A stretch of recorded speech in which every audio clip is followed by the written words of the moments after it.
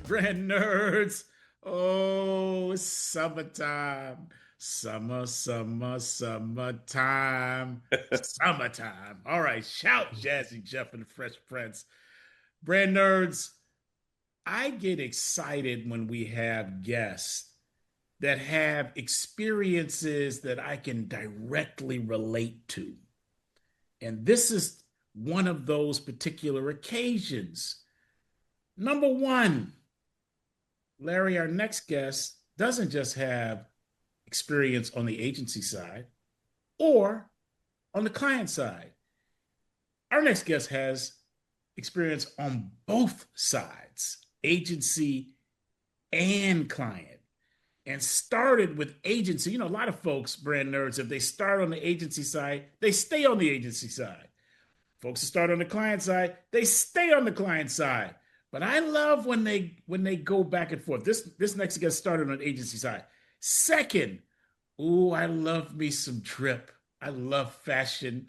So brand nerds, you wouldn't know it today because today is a wellness day for me. I'm Cairo. I'm walking, trying to get my meditation game on. So I'm not really rocking it like I normally rock it. But I love, someone grew up in Detroit. I love fashion and I love luxury. And this next guest really understands fashion and luxury and the emotion that's connected to it. And finally, a story about how someone got into our marketing craft, but in a different way. Oh, these really make me excited because you don't have to go the traditional route. You don't have to go get an MBA and then go get some traditional brand training and then find yourself in some senior position at an agency or a company. No, there are many ways, many routes into the marketing craft. And this next guest, LT, has a very interesting route into the craft of marketing. Larry, can you tell the peoples who we have the auspicious occasion to have in the building with us today? Ooh, great preface, D. We have Louis Monoyudis in the house today. Welcome, Louis. Thank you for having me. Louis, we're looking forward to this. We love your background, as DC alluded to. And for our brand nerds, who are up and coming marketers, we really give them the full intro for how you became a success. So let me do that right now. So, okay, brand nerds, we are coming to you today with someone who really understands how to build brands and has done it many times from the C-suite as a CMO, COO, Chief Operating Officer, and CEO. Let's walk you through Louis' fantastic path. Louis earns his undergrad degree from Harvard in folklore and mythology. His first job is with Leo Burnett. I'm sorry, Larry. I don't want to interrupt you because I know you're going to do a wonderful introduction.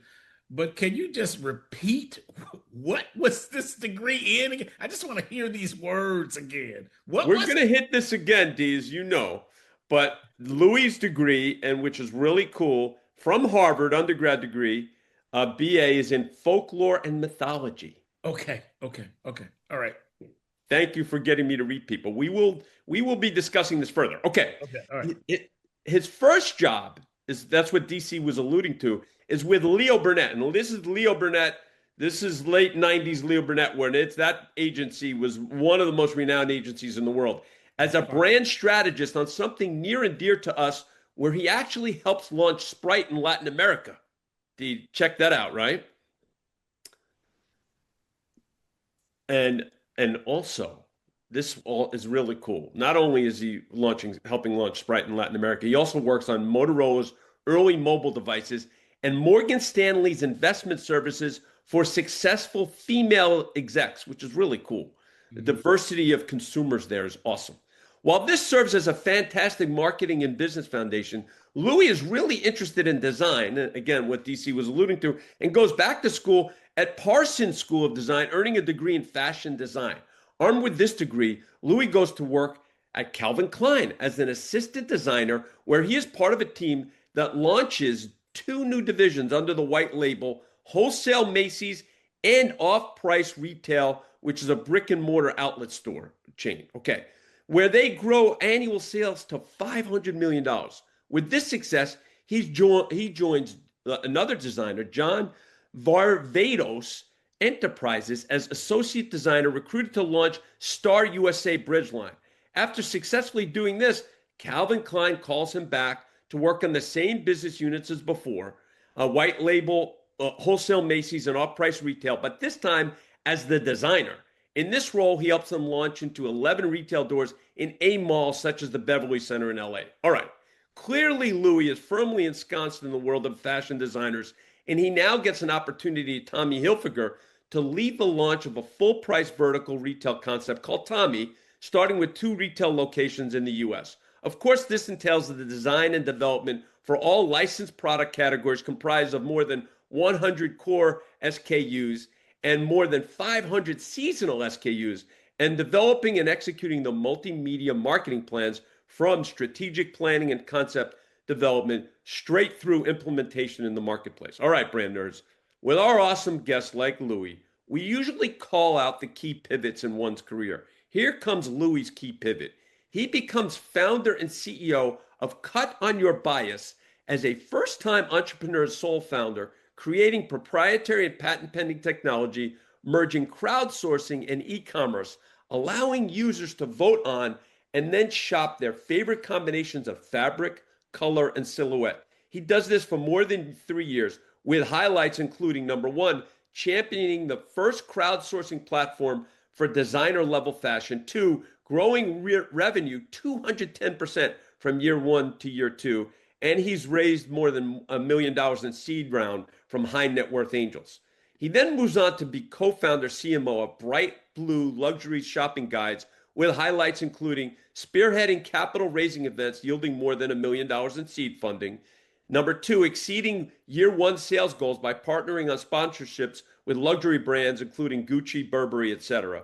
Securing more than 400 hotel partners for distribution, including the Ritz-Carlton, Four Seasons, Mandarin Oriental, and building relationships with more than 1,000 concierges for referral business to the brand. Do you notice a trend here? Results. There's a trend emerging. There's a trend emerging. Right? All right. Louis is then tapped on the shoulder to join Outer Places as their COO, launching an e-commerce division within the company focused on a mystery box subscription service, sort of the Birchbox of the science fiction industry. Highlights include selling more than 1,500 units in the first 30 minutes of the launch and helping grow Outer Places website traffic 323% and social media audience 819%. All right, brand nerds, we are sure you are noticing everywhere. Louis goes, he delivers results, and others take notice too. This means private equity companies really like people like Louis to come in at the C-suite, since they know Louis successfully builds brands, grows revenues, and ultimately boosts their investment. This is the foundation to all his moves going forward. The next one is CEO at Always For Me, a direct-to-consumer plus-size women's brand. The key here, and something Louis is rightfully proud of, Louis and his team changes the positioning and the messaging to be rooted in emotion rather than function. Of course, results follow, including thwarting a 40% 3-year decline in revenue by turning it around and growing gross profit 11% and top-line revenue 5%, increasing mobile revenue 35%, and growing conversions in the very important 18 to 24-year-olds by 44%, and the 25 to 34-year-olds by 23%. Again, huge results. This all leads to a successful exit where one private equity firm sells to another PE firm. Louis now moves on to his next success, where he joins another D2C brand, an early-stage customizable luggage named Rome, as their CMO. Highlights at Rome include generating a 376% increase in year 1 sales, overseeing a 32x growth of email list in year 1, which generates 33% of total revenue, driving a 201% improvement in overall conversion and a 76% increase in mobile conversion. Louis' next move is becoming CMO of Levo, directing all marketing and sales strategy for this D2C e-commerce innovation infusion appliance brand. Highlights there include driving 5x growth exclusively through e-commerce and Amazon channels, growing email subscribers by 30x to 600, more than 600,000, which becomes 27% of their top line revenue, and launching SMS marketing, accounting for 17% of top line revenue. As we said, no, go ahead, Larry. Sorry. Go ahead. Go ahead. as we said, Louis' success generates more demand for him. He is then recruited to join Fable Pets, a premium D2C pet accessory company, as their CMO. Highlights include, again, D, we're seeing the same trend, evolving brand strategy and positioning to become the premium player in the vertical, doubling revenue, yes, doubling revenue in the first 12 months and growing gross profit margin by 12%. The hits keep coming. Louis then joins D2C Bokksu, an authentic Japanese food and lifestyle company. Louis is the global CMO, where he oversees a portfolio of 6 distinct brands and business divisions, all with a focus on sharing Japanese food and culture worldwide. Highlights there include $100 million plus in lifetime revenue and more than 2 million boxes shipped, growing efficiently with 3x lifetime value versus customer acquisition cost, which translates to a payback period under 3 months. And in 2024, they become one of Inc.'s fastest growing companies in the Northeast. Of course, this leads to Louis' current situation, where he is CMO at Artware Editions, a premier destination for artist-led functional objects, bridging the worlds of modern and contemporary art, design, and commerce. On the side, Louis has a love of travel, which he has extrapolated into being a luxury travel advisor with Fora and the owner of Groove Jet Travel, where he designs personalized, high-touch itineraries for clients who want to travel to feel seamless, meaningful, and beautifully crafted. He specializes in safaris, Morocco, Europe, South America, and warm weather escapes across the Caribbean, Mexico, Hawaii, and Southeast Asia. Louis is also a very in-demand keynote speaker, talking about his success for helping D2C brands emotionally connect brand and consumer. We're really looking forward to this one. Welcome to Brands, Beats, and Bytes, Louis Monoyudis. Thank you. That was quite the ego boost. Appreciate that. Uh, I became bored of all of the 200, 300% increases 30 times. It all became so ho-hum, Louis. Okay, I'm sorry. Jeez, oh my goodness. Wow, man. Wow. D, I have to say this. Yes. Louis, we were struck by this. You know, man, you didn't have one company there that you didn't go, like, we've all been in situations that and you've been in them, that were really difficult, and you still managed to generate growth, and that's incredible. That truly is Yeah. incredible in every situation. So I just wanted to say that. Very, very awesome work. Thank you. Appreciate that. Awesome, brother. And shout out Shauna Yes. for introducing us to Louis. Shout out Shauna, Yes. who's also appeared on our little Yes. podcast here. Louis, we're going to get to our next section. It is called Get Comfy. Before, however, I ask this question to get you into the groove, I'm going to point out a couple of more potential connections between you and I, which I'm curious. Your early experience at Leo Burnett and the Sprite brand in Latin America. When was that work? If you could give me the years so I can place it in my head as a timeline. Yes, so this was the late 90s, Late 90s. and Sprite was already there. So what we were doing was looking at how we could grow and continue to scale the business. And something really dynamic emerged from customer research. So we had local market partners that were doing a lot of focus groups that obviously understood. And carbonated beverages are consumed differently around the world.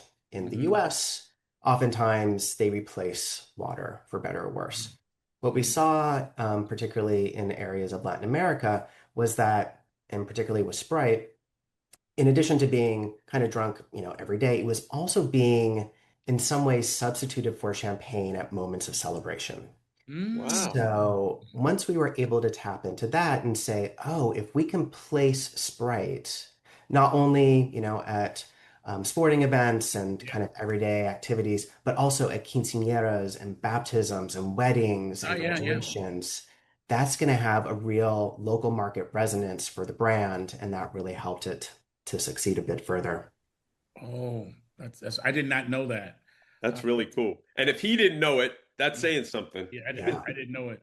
So, Louis, you may or may not know that the repositioning of the Sprite brand, also in the 90s, when Obey Your Thirst was birthed, um, I happened to play a role in that for the Sprite Amazing. brand. Yeah, for the The Sprite key brand. role. He's being Yeah. modest.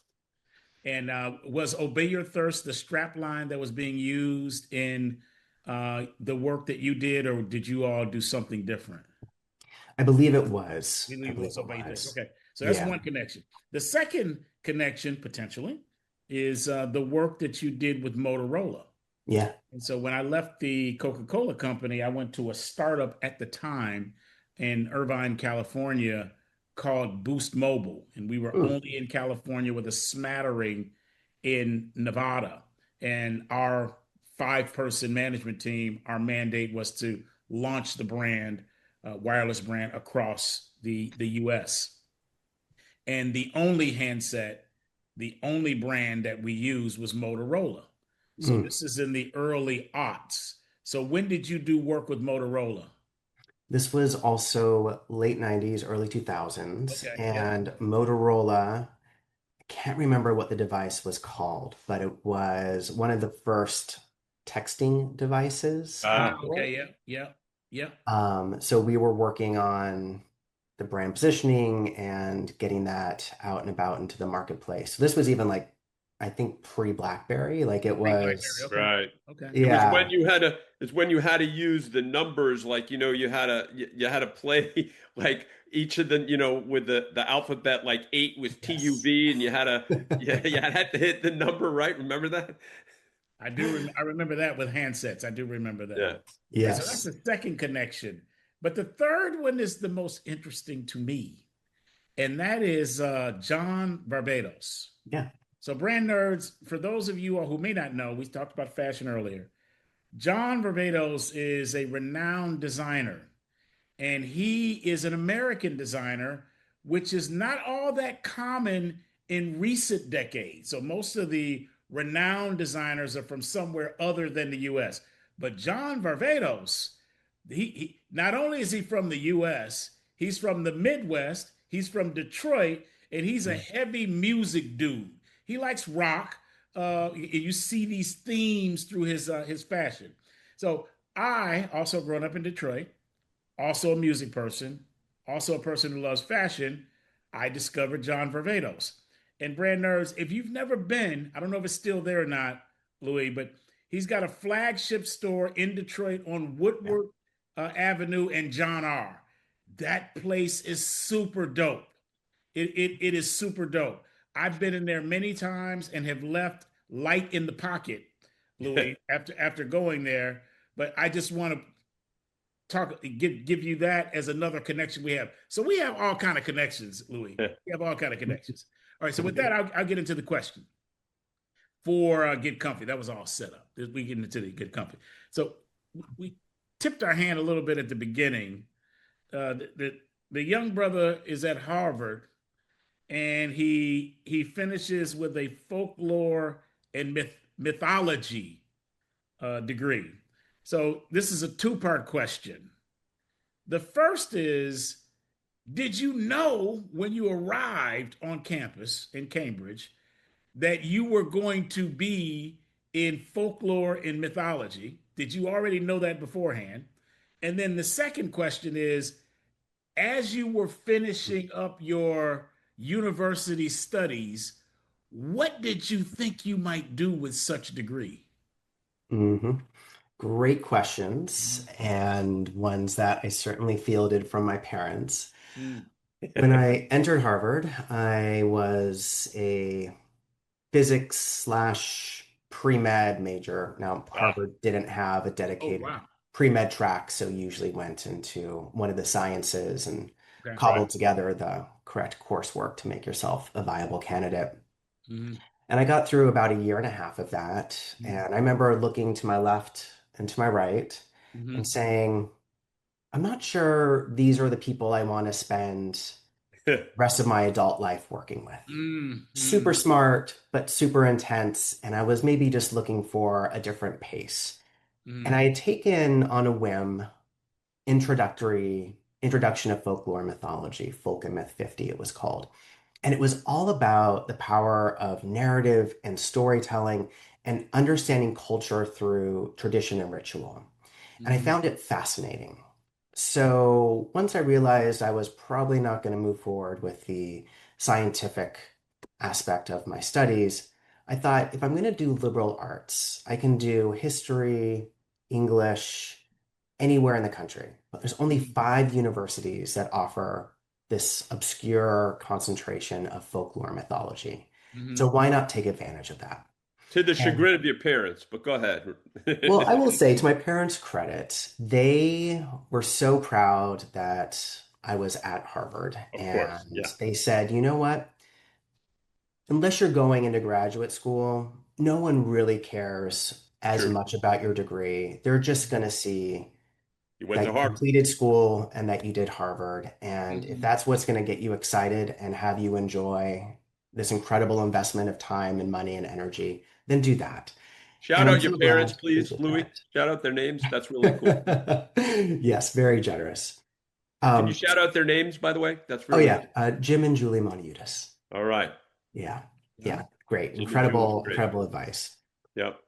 So, as obtuse as that field of study sounds, it really did lay the groundwork for my entire career because what is marketing and branding if not fundamentally narrative and storytelling? Yep. Mm-hmm. So it really was, if you think about anthropology as having 2 subdivisions, one being archaeology, where you understand a culture through the physical remains, pottery, etc. Folklore mythology is understanding a history and a culture through its non-physical remains. So this is language, dance, food, things like that. Mm-hmm. So it was a lot about the spoken word and a lot about the stories and the belief systems that we create. Mm-hmm. Wow.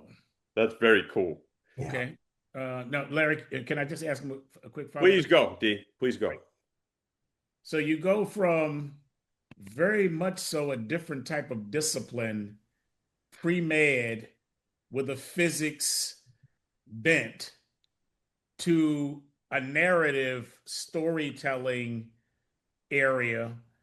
You are now beyond a year and a half inside of your studies. You're nearing graduation. Mhm. What were you thinking, or what did you know that would lead to for a career? I get looking left and right and saying, I don't want to be with these jokers, but how did you Yeah. decide like where you would look left and right and be happy? Great Yeah. question. Yeah. Great question. So I always thought that physics was the poetry of the universe. It was a way to understand everything happening around us in the physical Mm-hmm. world. In many ways, understanding how cultures behave. It was very similar to physics in some ways. There's a Mm-hmm. cause and effect around if you can create these belief systems, people will, in some ways, form community, form ritual, build huge temples, etc. Mm-hmm. Um, I always was interested in fashion and marketing and thought that this could lead into it. Now, the challenge being coming out of Harvard, the most recruited disciplines are understandably investment banking, management consulting, Mm-hmm. and then going into maybe like big brand roles at a place like a Kraft or a Disney, things like that. Mm-hmm. So coming out of college, I did apply for some fashion jobs to be a buyer at Neiman Marcus and Saks. Mm-hmm. And I did get offers. And then I also saw a table at the recruiting stand for Leo Burnett. Didn't know a ton about that agency, but as I went through the interview process and really had an opportunity to dive into their incredible history of Yep. launching the Jolly Green Giant and the Ronald McDonald and Altoids and doing so much work with Disney and Coke and other Mm-hmm. massive brands, I thought this is going to be an incredible spot to begin my career. And it was, correct? Oh my gosh, yes. Yeah. Yeah. Yeah. Mm-hmm. Larry? No, I love this because, I mean, we had a quick conversation yesterday as we were getting ready for the podcast. Um, and Louis brought this up, and I mean, ultimately, folklore and mythology are the foundation to storytelling, right? And so, it is a great platform to get into our business, quite candidly. And I think, Louis, and to the credit of Louis and the folks at Leo Burnett, they all quickly realized that that was a great place for one to start. Yeah. So Louis and Larry knows this. The beauty of these podcasts for us, we learn. We get to converse with some of the most interesting people in the world, and it expands our mind Yep. because of the perspective of our guest. And you are giving us that gift by appearing today. And I want to point to a specific example right now. I had never heard of the discipline of folklore and mythology. The first time I'd ever read about it as a discipline, I've heard the words obviously, was when I was reading through the script that we have to introduce our guest. And I have to tell you, I had a WTF moment. I, I was like, what is this? I had no idea what it was. And now hearing you describe the narrative, the cultural expression, and how you have bifurcated physical artifacts like pottery and things that you can touch and see in a culture, and everything that is not a physical artifact, they're still artifacts, but they are language and sounds and folk stories, etc. That's the difference between the two. I thought to myself, this is where I've learned from you already, Louis. That's like a brand, because a brand Exactly. has both. It can have a physical artifact like a can of Coke, and then it can have the non-physical artifact, which I dare say is the more important thing, which are all of the stories and rituals surrounding it. Just like when you talked about Sprite in Latin America and Sprite being consumed around celebrations, that's a ritual and there's a story around that. So now I am really better understanding how the discipline of folklore and mythology is in fact congruent with branding. The best. Yep. That's really Yeah. interesting to me, Louis. And we'll take it a step further. I was telling Larry yesterday, there was an incredible moment cemented in my memory of being at college, and one of my professors asked a very simple question. Mm-hmm. What's the only difference between religion and mythology? And it comes down to one core tenet, which is belief. If you Mm-hmm. believe in the stories, Mm-hmm. they become an entire way of living, an entire way to view the world. If not, like the tales of Zeus and Apollo, they Yeah. become relegated to stories that we treat as literature. But those stories were just as powerful as any of today's modern religions because people believed in them. So taking that idea of belief Yeah. absolutely translates into the stories we're trying to tell to build community around our brands. Excellent.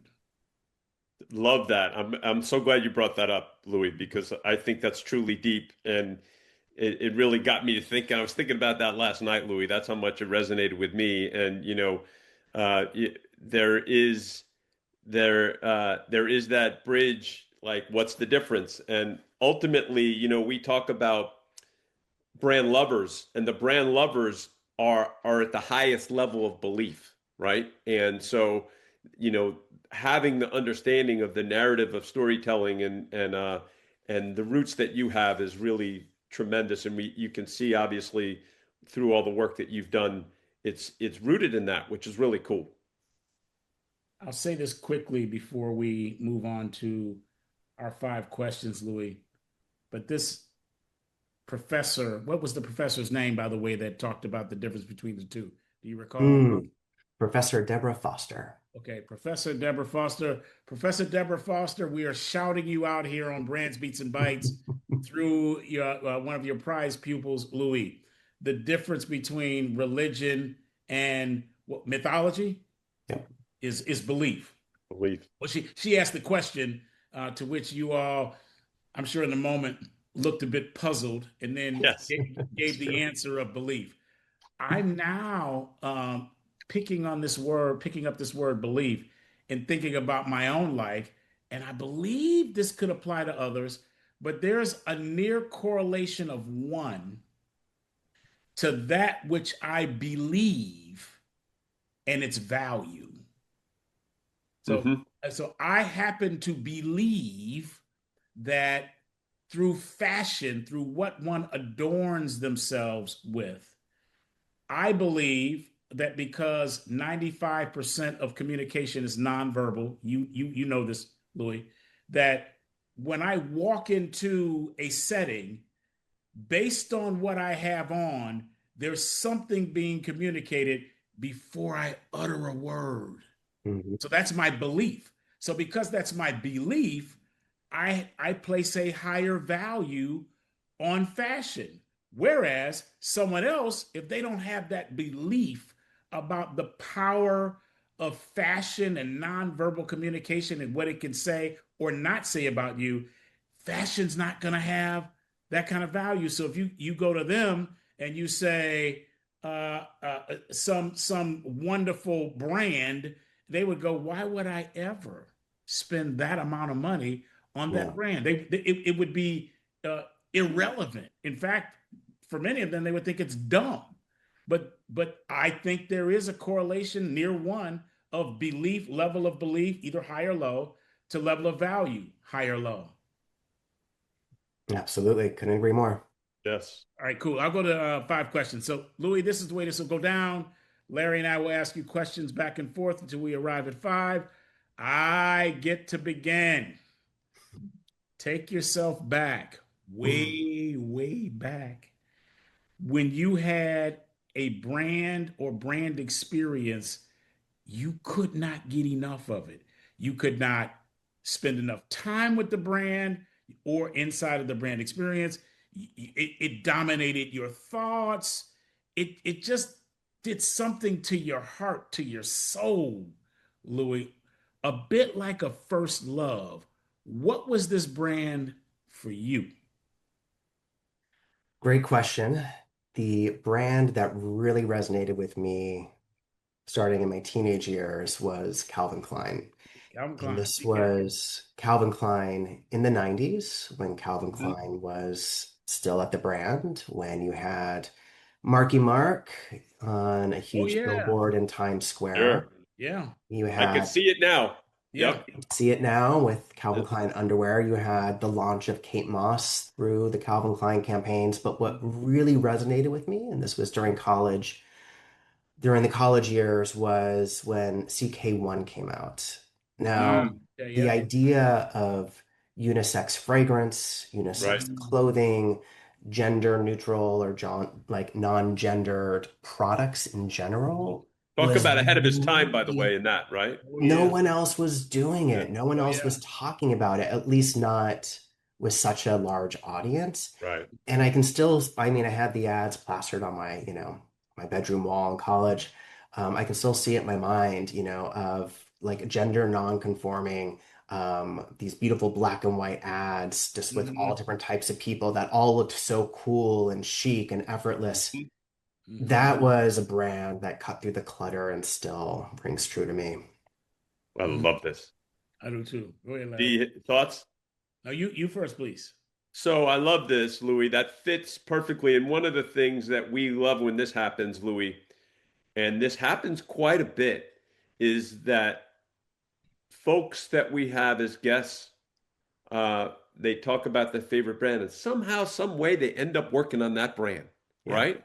And Mhm. I don't know if there's a manifestation thing going on there. I personally think there is. But it's really cool when that happens. And so, someone like yourself who had the pictures up on their dorm wall or in college or even earlier as you said, as a teen, and then you're working on that brand, there's a bit of a surreal feeling to it, right? can you Hmm. can you talk about that, having had that as a favorite brand and then getting to work on that brand? Absolutely. It's a dream come true to walk through those halls they had this incredible archive of lookbooks from the 80s and the 90s of model Explain to the brand castings. nerds what a lookbook is to make sure they understand. Absolutely. So lookbook is a compendium of the styles for the season, which Right. is usually shared with buyers at department stores. So everything that comes down the runway or that goes into production. Um, they also had the books from the castings from the fashion shows. So I remember flipping through that, and there's young Naomi Campbell, young Cindy Crawford, young Kate Moss, That's all cool. of these models in their early years just showing up for a model casting, getting a Polaroid of them and then getting thrown into a book and, seeing where they were later. So it was really an incredible opportunity to do it. And also because there's not, like you were saying, DC, there's not a lot of homegrown American designers Yeah. that come onto the global stage. And Barbados, Calvin Klein, Tommy Hilfiger, I had the opportunity to work at all three brands. Nice. Uh, Calvin Klein. I now recognize what I was drawn to in watching their early marketing. This is even before CK1. Hmm. With almost every other brand that I saw, whether it was an out of home board or back then, Brand Nerds magazines were really popular, physical magazines.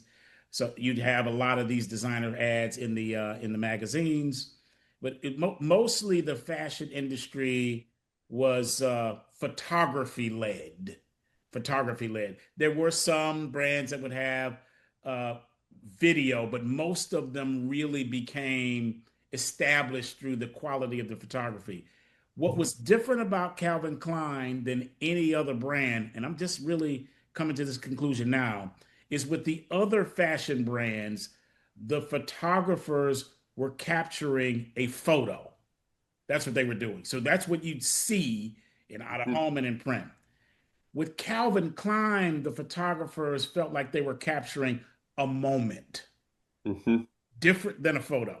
So I understood that there was a photo shoot that went on with Marky Mark and Naomi Campbell and all of these different famous, at the time, they weren't all that famous because he got them more on the way Up and up. coming. They later became iconic. But the photography seemed to capture them doing some regular stuff. Even yourself, Louis, you mentioned there might be some Polaroids. And it just looked like you might be taking a Polaroid, but it just happens to be Naomi Campbell who's taking a Polaroid. So that is a key distinction. I think some of the best brands is that they're not overproduced, which points to now how so many brands are blowing up on social media with content that is not overproduced. It's Yep. very much a collection of moments. All right, Larry, you want to hit the next question, brother? Let's do it. So, Louis, who has had or is having the most influence on your career? I would say Professor Deb Foster with that one question Love really gave me a framework. As soon as I heard that, I started to question my own belief system that. and think about where I was giving loyalty, where I was giving allegiance, and realized that it was centered around some core beliefs that I had, some aspirations I had, and looking for places, brands, opportunities that would support those. So even today, I mean, I talk about that moment so often because it really rings true. That's Yeah. really cool. And by chance, are you still in touch with Professor Foster? Have you had any any in touch with her? I am. So she invited me to give a talk at Harvard several years ago as part of a folklore and mythology symposium, which was an incredible honor to be there Sure. giving a lecture.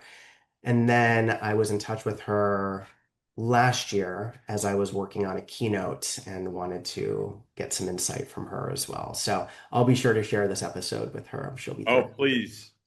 And I'm sure she's thrilled by your success and understanding how, that moment has really been the roots and foundation for your career. And it's really deep and really true, Professor Foster. Great stuff.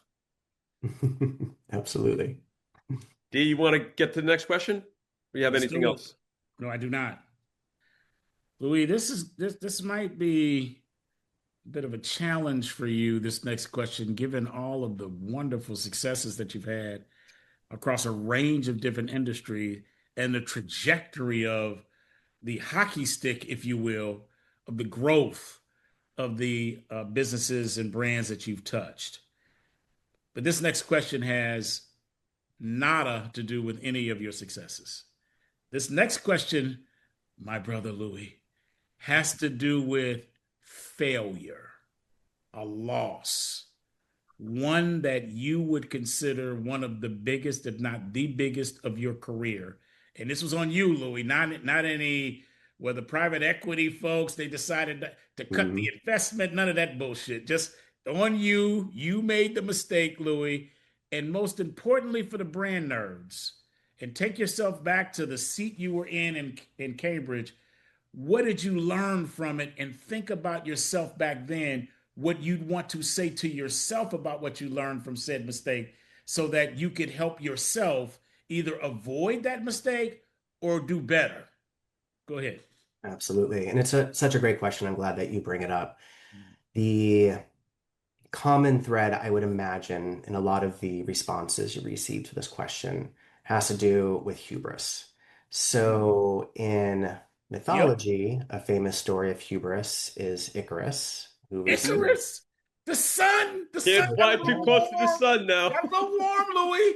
who flies too close to the sun and his wings melt, even though he was cautioned not to, and he kept Right. getting higher and higher, and it was fine, and it was fine until it I wasn't. got this. I'm good. Yeah, I'm yeah. good. So this is a key element of the keynote addresses I do, and it's really, I think, important for anybody who is a founder or thinking about being a founder, or is at a founder-led brand, which Mm, is mm, so much of being at a brand like that or of starting your own company mm, is autobiographical. And for a certain point of that company's success, all of the decisions can run through your own personal filter because you are your core target audience.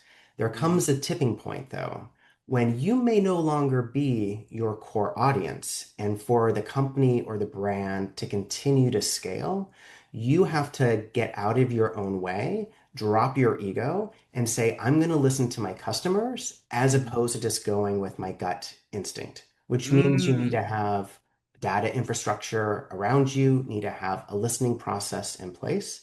mm, And this gets to my failure. mm, So after leaving corporate fashion, I started Cut on Your Bias, which we talked about, designer level crowdsourced e-commerce platform. And I had this incredible network of people from the fashion industry living in New York who were my beta testers. And they all loved it. Who wouldn't want to go online and help design stuff with different brands and wait a So few cool. weeks for it to get shipped to you? But what happened is I was surrounding myself with people who reinforced my own way of thinking.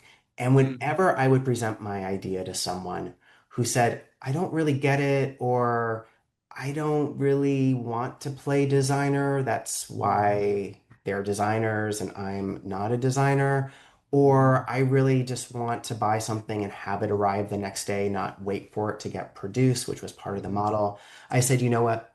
They just don't get it. I am so far ahead of the curve Yeah, that I'm going to target the early adopters. And by the right. time I'm ready to scale to them, they're going to be ready to buy what I'm selling. They'll figure it out. They'll figure it out. And that was my hubris of not Mm, actually actively listening and mm, only hearing what I wanted to hear. So, yes, Cutting Your Bias had some success. And we, to make matters even worse, the New York Times, Wall Street Journal, all these publications were interviewing me. I was going on panels about the future of digital fashion. Like all the signals and validation were there, except at the end of the day, I couldn't scale the business beyond those early adopters. And I Mm. got to a point where I said, you know what? Either I have to completely transform this company or I'm going to have to shut it down and look for my next opportunity, which is what happened. mm, Ooh, this is good, D. This is really good. mm. Go ahead, brother. Go ahead, Larry. So, question for you, Louis. So, you described that really well. And in retrospect, were there simply just not enough of you and your friends to grow this, to have this be a real business? And you didn't understand that at first? Like you said, you had the hubris of thinking, well, people would just don't get this. By the way, I could totally see myself making that same mistake. Yeah. Um, or was it you were too soon? Like, you know what I mean? Like, if you had to do it all over again, would you even do it at all? I guess is what I'm trying to ask. Great question. So would I do it again? Absolutely. Was it incredibly painful? Probably the most painful professional experience I've had. Absolutely. And you need those scars. We all You talk do. about embracing failure, but it sucks at the time. You Yep. really are questioning every decision you've made that led you there. Was it the wrong place, wrong time? I don't think so. Can you think of any other designer level crowdsource platforms out there? No, No. because No. there were others that have come and gone and they've either pivoted into other business models or they just didn't make it as well. So it's just not quite the type of concept. I think we are seeing an increase in terms of customization that people can do, but Right. it's a very small subset. Like Right. you think about men's dress shirts. Do you want a mitered cuff or a regular cuff? Like Right. that's an easy decision. Are you Right. asking women to like think about like different, completely different silhouettes and have to make some tough decisions around those? It's not really something that's built into the e-com process. Right. Yeah. Interesting. Very cool. Ooh, that's a good, really good one. D, what are you thinking? I got two things. Two things. The first one, Louis, you said to set up the example about hubris. You talked about founder-led Yeah. organizations Yeah. and how they become autobiographical, expressions of the founder and what the founder has in their mind. They are their brand lover and primary target audience. So they just make it for themselves. And then they make decisions based on that. And then other people buy into it. And you mentioned hubris. You said there comes a point where one needs to drop the ego. There comes a point. You've lived this. What are the brand nerds who are founders, leading organizations, or maybe in an organization that's founder led? What can you tell them that you learned about when is the time? Where's the pivot come where it's like, this might be the time, founder, to like fly back away from the sun? hmm What's that time? hmm The correct answer here is you should be doing this from the very beginning. Ah, And Mm. okay. especially with AI, you can now collect so much customer sentiment at Oh once yeah. and Yeah. analyze it and have it compare against your strategy regarding merchandising, color assortment, pricing, whatever it is, and really start to leverage that in a way that you could never do before. Even if you're an individual founder with no team, you Mhm. now have the equivalent of a business intelligence unit at your fingertips. That's it. I tend to, when I'm advising companies, it's usually when they're at the $5 to $10 million mark, when you're starting to find product market fit, you have some initial success, you're looking to scale, and you're like, it's so much harder to get that additional customer, to get that additional order from existing customers. Why is that? And that's when you have to really think about, is it something that we're doing that we could improve? Is it customer fatigue? If so, how do we get them back excited, etc.? Okay. Now, my second point. Um, we're just meeting one another, Louis. Yeah. And I dare not think that if we knew each other then, that I could possibly have advised you. But I'm going to tell you why I think, in addition to the hubris, that did not work for you. And I Mm, want to give an example in fashion, but in a different lane of fashion, I think. Sneakers. mm, There's a place, I don't know if it's still open or not, in New York called Flight Club. mm, And for you sneakerheads out there, you will know this.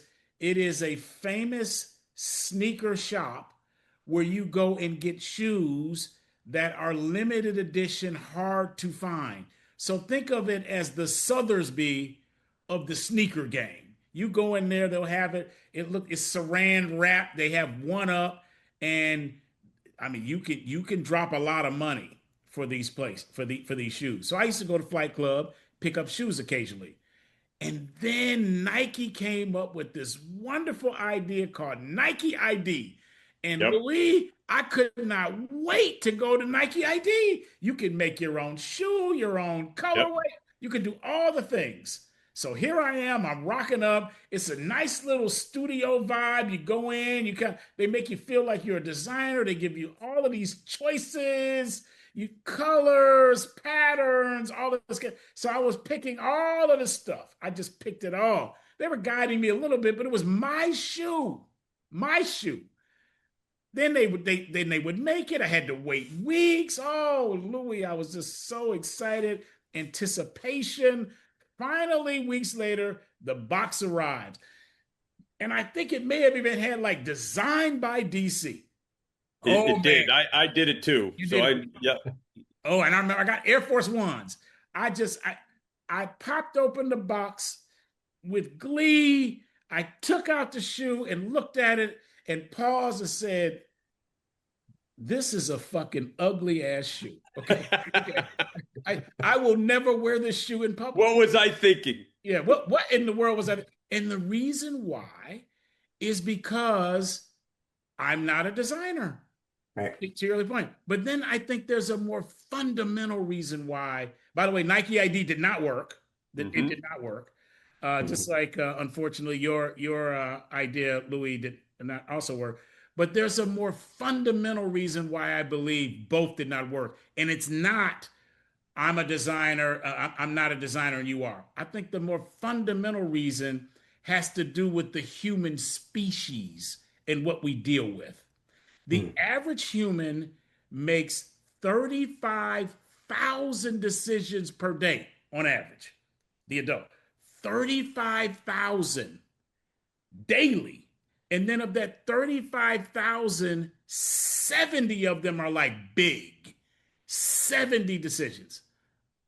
Louis and Brand Nerds and Larry, of the 35,000 decisions that I have to make in any given day, and the 70 that are important, I don't want to make a decision about a goddamn colorway on a shoe or a shirt. I just think that consumers, humans, are fatigued with decisions. This is why marketing is so critical now, because it's about attention as share, not necessarily as a product or category share. And if I'm fighting to get through as a consumer to make a decision on something that I want to make easier, I'm not going to make it harder by going to your wonderful fashion brand, making these decisions about my turtleneck, and then waiting 3 weeks for it to show up. Ain't going to happen. But I didn't know you then. I could not have advised you that. I think you're absolutely right. All right, Larry, you want to hit the next question, brother? Yeah, that's a great one. Just one quick comment. I did the Nike ID, and I did the opposite of D. Okay. I went and did the whole thing, and it came back, and I'm like, this isn't any different than what I could get at the shelf. Okay. Well, at least you were neutral. You had both sides. Like, I didn't do anything. So anyway, very interesting. All right. So Louis, when it comes to technology and marketing, with your great background, especially in the D2C world, you've encountered lots of technology and marketing, the confluence of it. Can you enlighten us here where you think marketers should lean in or best leverage tech, or you can take us to areas you think they should be leery or simply avoid? What say you? Absolutely. So, of course, AI, it's the topic of every conference and Yep. discussion we're part of. It is, in my opinion, an incredibly powerful tool. You still need a hand to swing the hammer, and that is where people working in the field are most empowered. So let it take care of some of the grunt work, but don't let it start making final decisions for you. At least not yet. I don't think it's there. The I think the bigger question for those on the marketing side of a business is what does this mean for brand and brand assets? So, especially when we start to think about agentic shopping and if people are going to live more within the realm of the LLM and spend less time in Google or even brand websites, what's the importance of a brand website? Now, I've heard some pundits say brand websites are dead, right? I think we heard this when Amazon started to really eat up a lot of market share as well. It didn't quite happen. My whole point is the brand website is always where you can tell your story, where you can Right. always create that connection. You can talk about your materials, your founder, your team, the impetus for starting the business. You can never tell that in an Amazon tile, and you can never really make sure that's all going to be indexed effectively and shown to a consumer in an LLM, right? So I think this is where there's so much push and pull right now. AI is changing the world for better or for worse. We'll find out. You have to be ahead of the curve as much as any of us can, but I think we also have to think about where story and narrative still really have a role in the world. Mm. Well, that's Larry? good. That's good. I love your point, Louis, which I think is really important for to restate what you said in that AI is a great tool, but you've got to be the leader of it. DC and I've talked about this a lot. You know, DC has said this. He said this when AI was just burgeoning, and he's always so smart and ahead of the curve. I can say this about him. He said the smartest people going forward are the people who are going to be able to ask the best questions, not have all the answers, because AI has a lot of the answers for us. So what you're also saying is you got to lead AI. You can't let AI lead you. I think that's what you're really saying. Absolutely. Louis, I've got something I'd like you to do for the brand nerds really quickly. Can you explain what agentic AI is? Because we want to make sure they know, and then Mm. also break down the three letters LLM. I just want them to make sure that they're tracking along, and then I've got a comment I want to make. Yes, so agentic shopping is you go into ChatGPT, Claude, Gemini, your tool of choice, Which is and your preference, by the way, Louis? Just curious. I'm a little torn. So I have invested so much over time in GPT. It is so trained on my personal voice, on the Totally brand's get that. voice. Yeah, yeah, I think Claude is actually better. And so now I'm shifting a lot of my workflows into Claude. I've also been playing around with Claude Code, which is a real incredible moment because I did yeah. not have a coding background to spin up things like landing pages and stuff like that. But yes, Sorry to so interrupt you, but eerily alike. I've the exact same path that you have, but keep going. yeah. So agentic shopping is you're looking for whatever the product is that's say a great men's running shoe that is going to give you ankle support and be great if you have plantar fasciitis, just making that up. Yep. Instead of typing all that into Google, you can use something like Whisperflow to dictate into your GPT or LL, the LLM of choice, and then it'll pull up, here's the five that are great. And then depending on the permissions and the integrations, it can actually buy it for you. You can say, okay, you're a size 8 in Nike, you're actually going to be 8.5 in this other running shoe. I can just go to the website and purchase it for you. So you never leave the interface of the AI. Um, so in that case, how helpful is it to have a whole team building out the website and the landing pages and the Mm. PDPs and that customer journey? To be determined, right? But Right. my point is, a lot of people still will be like, I've never heard of this brand, or I'm a little Right. unsure. I'm still going to go and do my own research on top of it, which is what everybody should be doing because there still are hallucinations. Totally agree. Thank you, Louis. And LLM is language learning machines. So, all right, here's my comment on this. Your point about websites, I think, is an important one. I'm going to take this to the people who decide what will be on a website and what will not be on a website. And that is those of us who do the marketing.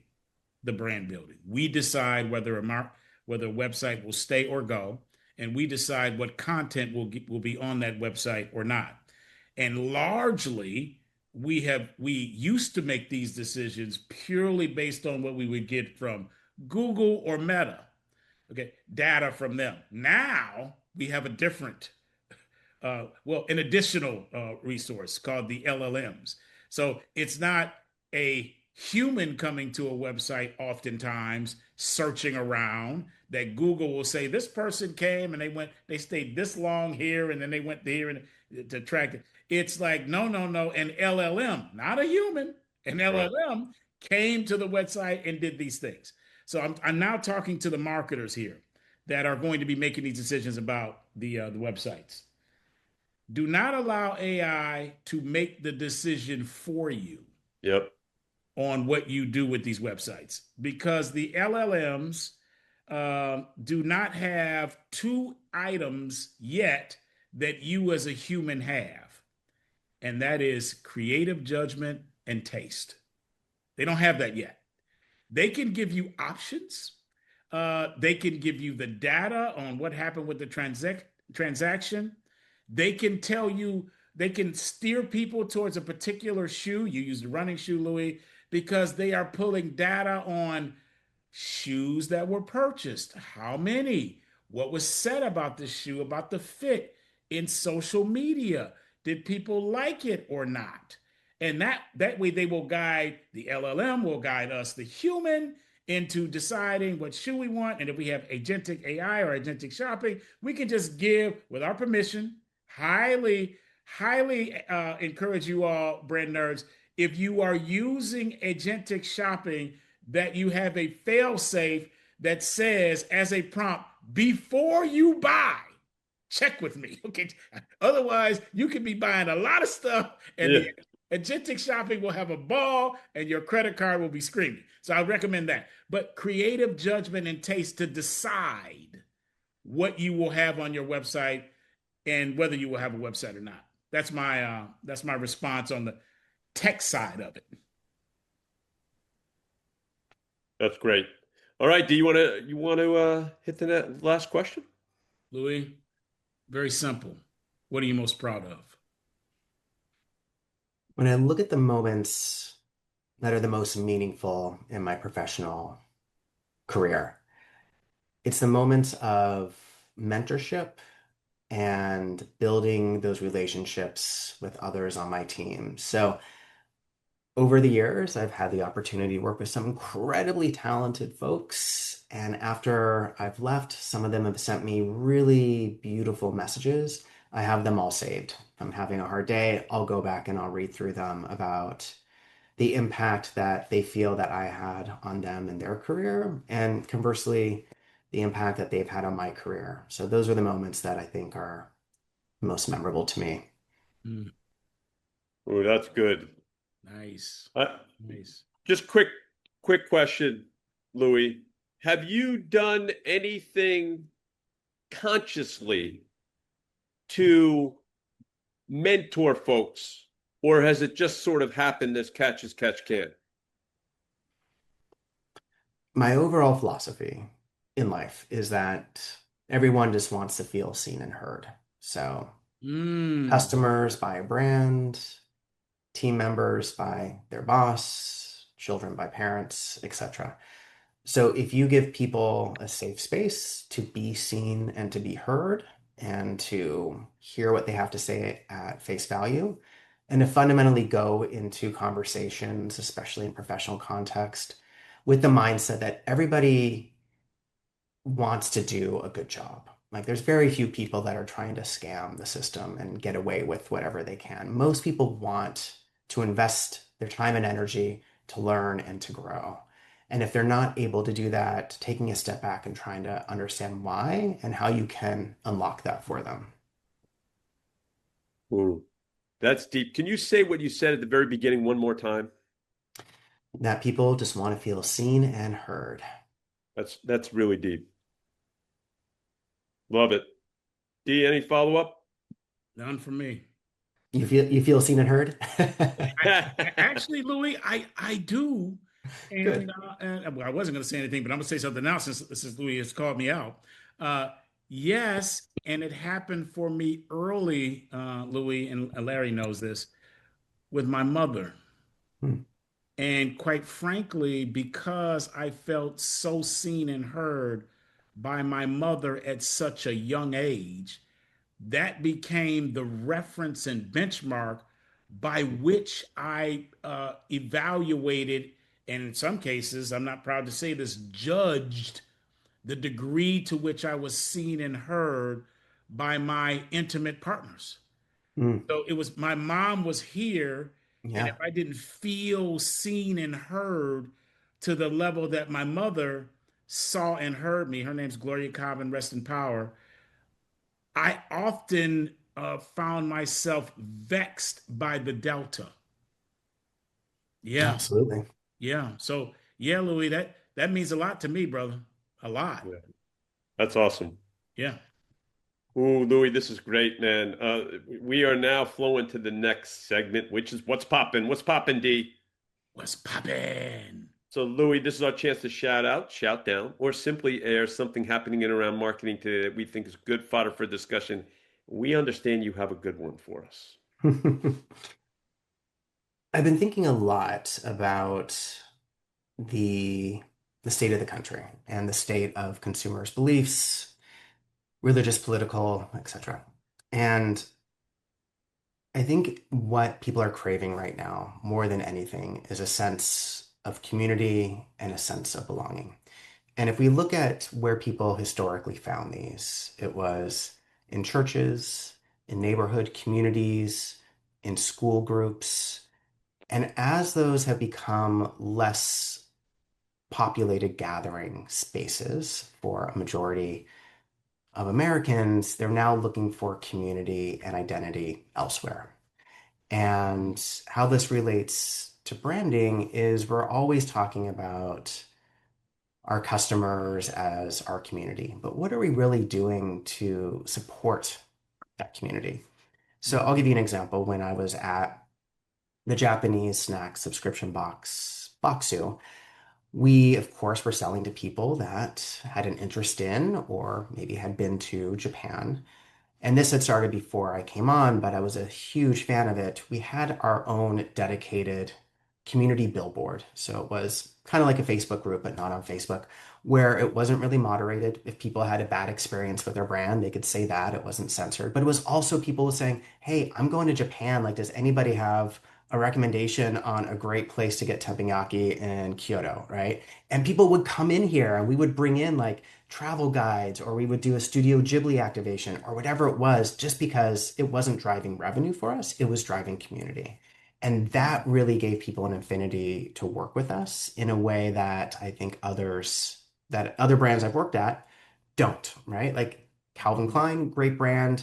At least when I was there, they weren't doing a lot to build a Calvin Klein community, right? It was more of a one directional, here's our brand, you consume it, you enjoy it, you buy Right. it. What is it that we can do to give back? Ooh, this is a juicy one. We love this. So I want to augment what you just said, because couldn't agree more.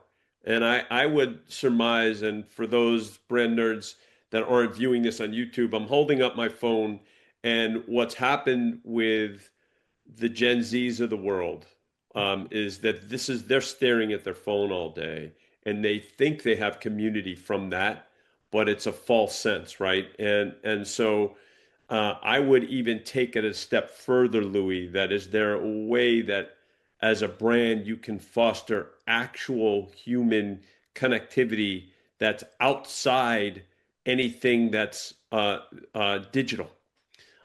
Because I think you're totally right. I think people are truly craving that. And I think a big part of that is because there is a sense of, people see what people see on IG and TikTok and everything. And as we all know, intellectually, that's a lot of it's bullshit because it's the best of their people are showing their best, what they think are their best sides, right?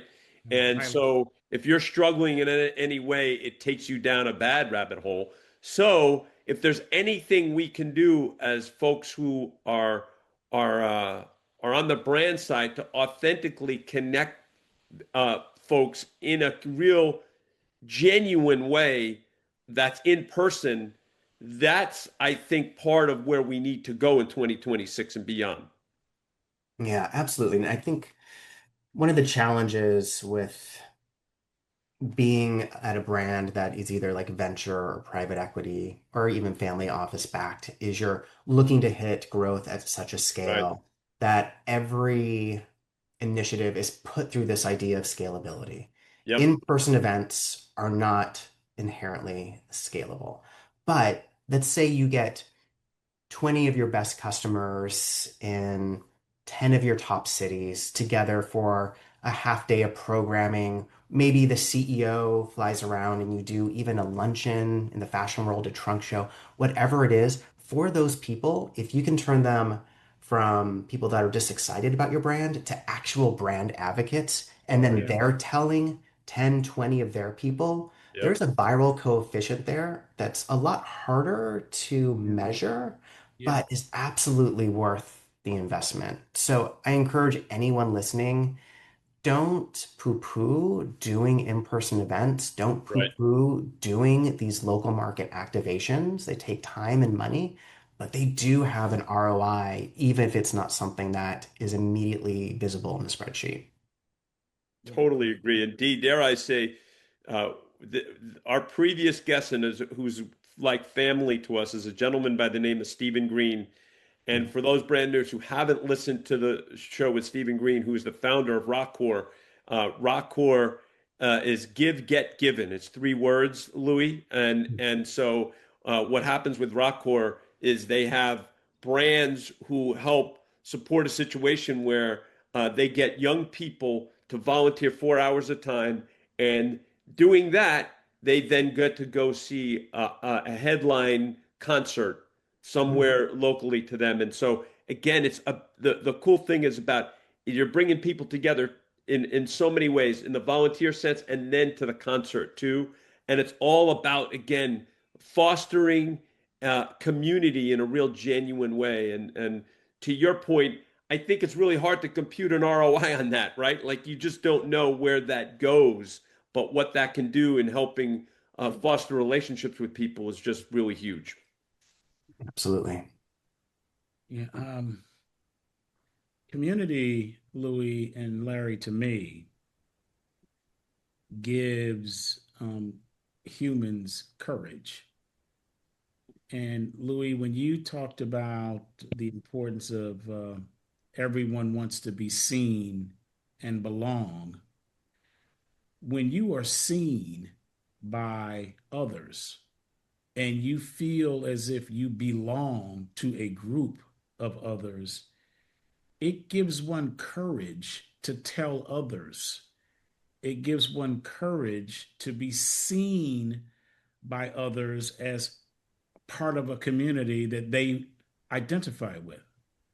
And unfortunately, it can be both for good and for bad. Mm, That's the power of community and the courage that it gives us as humans.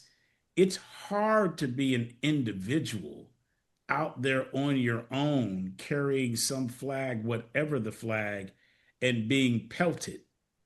But when you look around, I like what you said earlier, Louis, to your left and to your right, and you see many more who are a part of your community and a overused marketing word, dare I say, tribe, you now are like, yeah, I can go out and do this thing. I can mm, enjoy myself in this way. I can create this kind of music.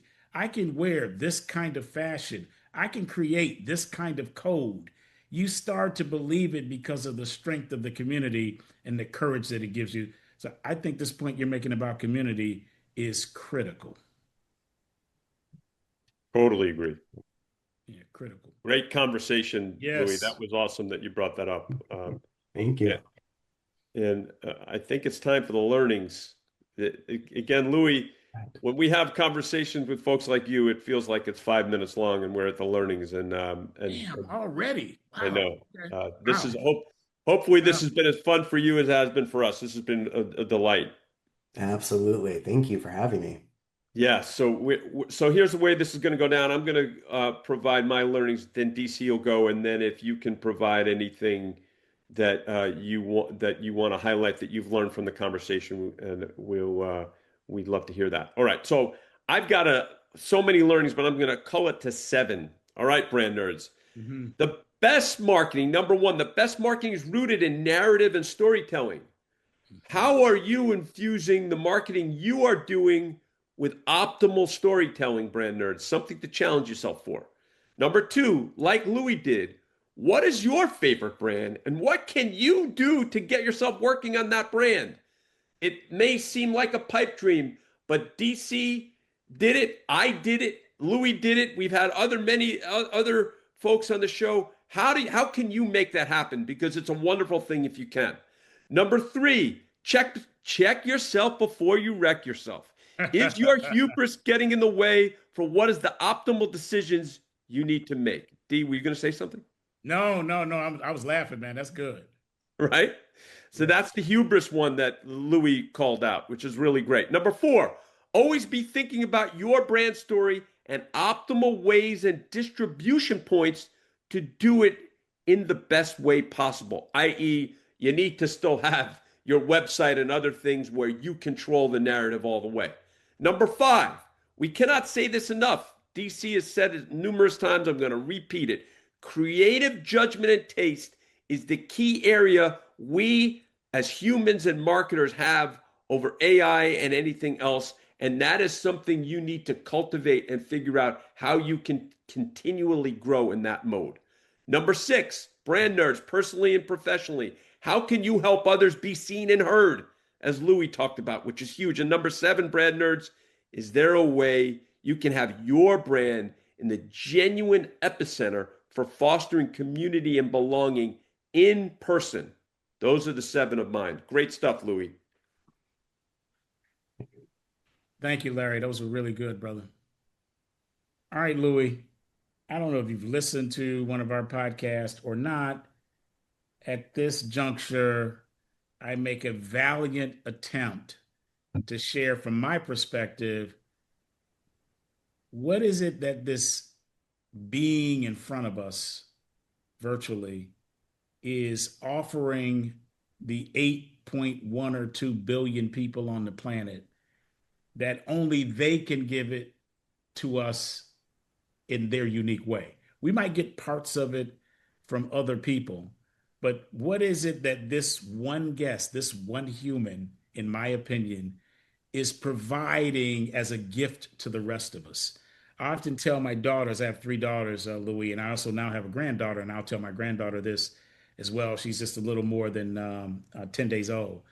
I say to my, Shout out, Stevie. shout out, Steve. Congrats. I say to my daughters, the gifts that you have been given are not for you. They may reside in you, but they're not for you. They're for everyone else. So that's what I'm going to attempt to do now, Louis. So if you would indulge me for a moment. As Larry was going through your vast experience with all of the growth, I will say I was seduced by the performance, consistently knocking every one of these opportunities out of the park. But there was something else that jumped up out of the words, if you will, for me. And it was this. Yes, Louis, you've done a lot in fashion, but it's the range within fashion that really caught my attention. Women's brands. Okay. Now I'm looking at Louis in front of me, brand nerds, for you all who are not seeing him. Louis is not a woman. Okay. But he's done quite a bit of work on women's brands, appliances, pets, pets, and then Japanese snacks. Okay. This is one hell of a range. You get It people, is. they'll go into the automotive industry. They might go agency side or client side. They're pretty much staying in auto industry. You get CPG. They might do agency side or client side, but they're staying CPG. But this women's brand, appliances, pets, and Japanese snacks, Ooh, Louis, you got some range there. So then that had me go, That shows how good he really is, though, it D. really does. It Right? does. Yeah. I'm thinking, what does Louis have that transcends a category? What allows him to go into any category, in this case, literally, and still be successful? What's the essence? What's the core? And then that led me to Professor Deb Foster and her singular question. Now, brand nerds, for many of you all have gone to university, you know that there are some professors you think of, this is your favorite professor, and there are some professors where everybody on campus knows, avoid that professor. Just avoid them. Right. And then you could have someone ask you a question, who was your favorite professor, university or grad school or post graduate work? You can name the professor. But I dare say few of us can break down a favorite professor by one line or one question. Hmm. And here, Louis remembered the one question from Dr. Professor Deb Foster. And the question was, what's the difference between religion and mythology? And her one word answer to a bemused class was belief. Belief. That's the difference. That's the difference. And then that had me go to your early 1.5 years at university where you were pre-med. This is the track you wanted to be on. You were going to be in the medical field. You loved physics. Your quote was, physics is the poetry of the universe. I love that. It's Physics really is cool. the poetry of the universe. Yet you find yourself in marketing.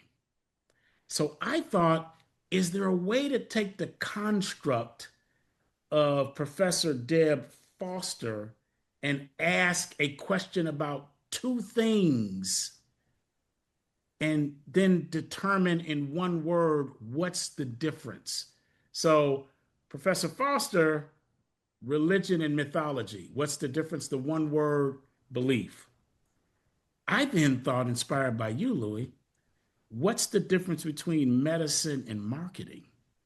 And the one word that I have is proof. In medicine, belief is not enough. You got to have some proof. There needs to be some efficacy in medicine. But in marketing, you can have proof or maybe not. In marketing, you can use belief, and sometimes belief is more important than the proof. And this is where I think your worlds have intertwined for years. Medicine and now marketing. And then you said something that just stopped me, Louis. You said, hey, everyone wants to be seen. Everybody wants to belong. And I thought about a quote that you've probably heard, Louis, that I know Larry has heard because we mentioned it on this show, by the inimitable Maya Angelou. Rest in power. And the quote is, people may forget what you said, but they won't forget how you made them feel. I love that quote. Yeah, that is a quote for the ages. Mhm. That is about belief, it's about belonging, and it's about community. And so I think the reason why you're able to transcend Japanese snacks, pets, appliances, women's brands, fashion, etc., is because you have the ability to drill down into making people feel seen through your marketing, making people feel like they belong through the marketing that you've done. So I think, in essence, I would refer to you, Louis, as the oracle of belief and belonging in brand and business. I'll take it. I love that. Hey, Wait, it's made my new LinkedIn headline. I was going to say, you take that to your speeches too, right? That's right. Yeah. This Current is great. Oracle, former CMO. How about that? There you go. I've graduated. Ah, That's wow. great. Hey, it's one word, it's belief. If you believe it, right? There you Yeah. go. Right. So, Louis, any closing thoughts for us about this great conversation we've had? First of all, thank you both for having me on. This has been so much fun and such an in-depth conversation. It's really been a dynamic opportunity to discuss not just my background, but to learn more about both of you. So it's been a fabulous way to spend, I guess, about 90 minutes. I appreciate it. Yes. Yeah, you're welcome. Thank you. That you were awesome. And that is we are at the end, unfortunately, Brand Nerds. But thanks so much for listening to Brands Beats and Bytes. The executive producers of Brands Beats and Bytes are Jeff Shirley, Darryl, DC Cobbin, Larry Taman, Jay Tate, and Tom Dioro. It's a pod, Papa. That is he. And if you do like this podcast, please subscribe and share those on Apple Podcasts if you're so inclined. We love those excellent reviews, and we hope you enjoyed this podcast, and we look forward to next time, where we will have more insightful and enlightening talk about marketing.